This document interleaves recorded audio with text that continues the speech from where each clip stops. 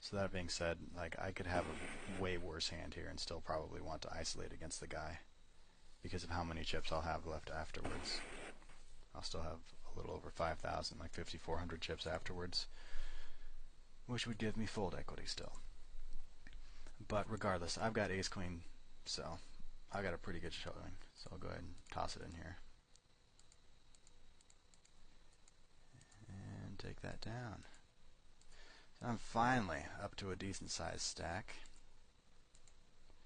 although that's going to shrink back down here pretty soon, I assume.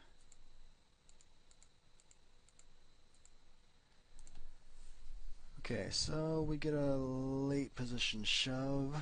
Guy barely has more than... No, he doesn't even actually have 3 real big blinds, so this is like super small. And I'm expecting him to be shoving pretty wide here, obviously, shoving in late position. He could be super tight, but who am I to judge? And I'm getting 2.1 to 1 on my pot odds here. So probably just going to go ahead and call. I could shove this, but the guy in the big blind has slightly too many chips. Like there's too much risk if I shove it. If the guy in the big blind had like 5,000 chips or something, or maybe if I had like 25,000 chips, then I can shove it and I don't really care about the other guy calling me because I can still have a huge stack after we get all in. So I don't really need to isolate here as well because of how big he's raising compared to the other guy's stack. It's going to be kind of expensive for him to make that call. And I lose, but it's not much chips. I had a chance at getting a knockout, and I had good odds, so I took it. If I thought this guy was full of it, I could 3-bet shove here, but nah. Okay, so we are six-handed. Six-handed hand value goes up. Pocket pairs become really good. Doesn't matter what the pocket pair is, especially if you can get all in with it pre-flop. Right now, pot size is 2250, so adjusted big blind is 1500, which means I've got like 8 big blinds, 8 adjusted. Yes, I'm under the gun, but look at the people behind me and how tiny they are. Everyone here is going to be afraid of my shove. If I was sitting here at a table with everyone having 40,000 chips or something, maybe I don't shove this.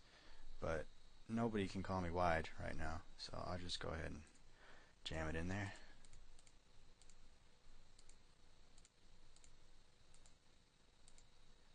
And I lose that coin flip.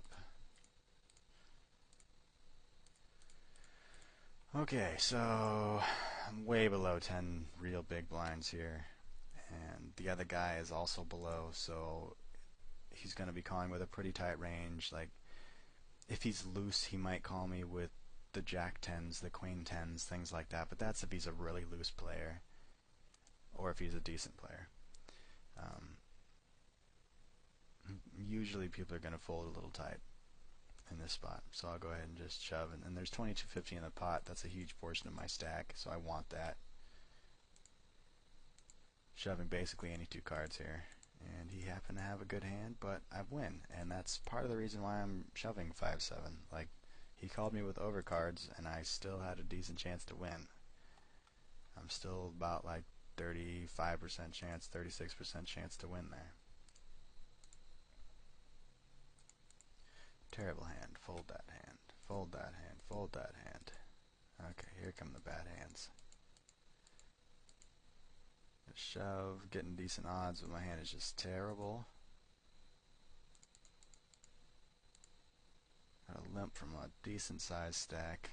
My hand is just bad. This is an excellent spot to try and do a all-in steal, but the hand is just terrible. And maybe if I had king 9, I might just shove here. King 8. Things like that.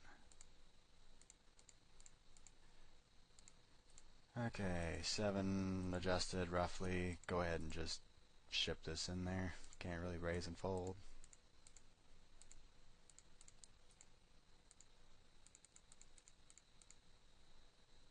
Again, pretty good spot to shove over the limper. but my hand is just bad. Okay, go ahead and take it down, buddy. Raise from under the gun. My queen 10 sucks. Raise from under the gun. Go ahead, fold. Okay, this is a weird situation because if I had like 5,000 more chips, I'm going to reshove here. And the whole thinking behind that is I want to have enough chips after this all in to still compete in the tournament, to still have fold equity, to still be able to make moves, do things. So that means I need to have, at the very bare minimum, like 6, 7 real big blinds, maybe 5 real big blinds if everyone is really short at the table or something. So if I can call this, well, reship, and still have like 7 to 8 real big blinds, there's a good chance I'm going to do it every time. And I don't want to do it every time if I'm too small because of how often I'm going to lose this. It's a coin flip. There's like no other way around it. Maybe he's got ace 3, maybe he's got ace 4, but usually he's got jack 8, jack 9, queen 6, just random cards that happen to be above 5. So I'm usually going to be coin flipping this one. So I'll go ahead and fold this here.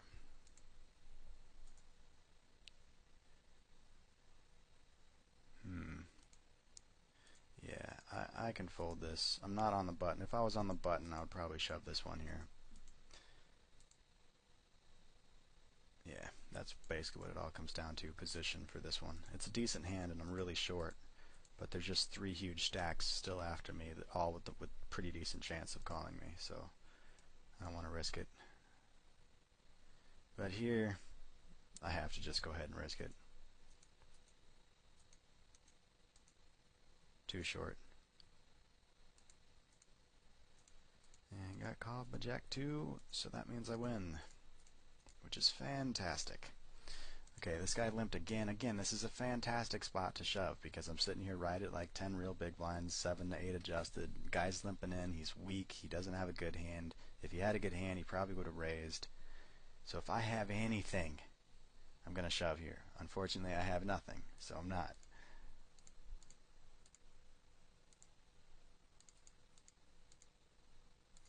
And this is the bubble to the final table, but that doesn't slow me down when it comes to making that shove. Even with this little 5,000 guy here, just because of how many chips are in that pot and how much I want to win it. Also, it'd be really nice to know if that guy is limping complete garbage.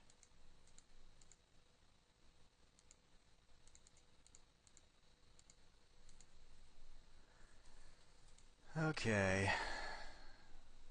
We're on the bubble, and the little guy shoves into me. And I'm getting 1.5 to 1 here.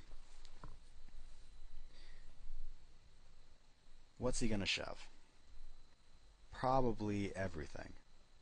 I know if I was in the small blind right there, I'm basically all in with any 2 cards because of what my stack size is, what Bwammo stack size is. It's just I don't have a big enough stack to call him super light in theory. He doesn't think so, so he's just going to go ahead and shove. But the fact is, I do have enough to call him light here, because if I call this, I'm still going to have like the 4 or 5 big blinds that I need to survive in the tournament. I'm still going to have like 7,000, 6,700 or so. And 6,700 is 5 real big blinds. So I'm going to be able to do that. So I call, and look at that. He didn't actually have a very good hand. So my 1.5 to 1 was good odds, especially considering I was actually ahead of him. There's the added knockout value and all that stuff, but it's not terribly important in that spot.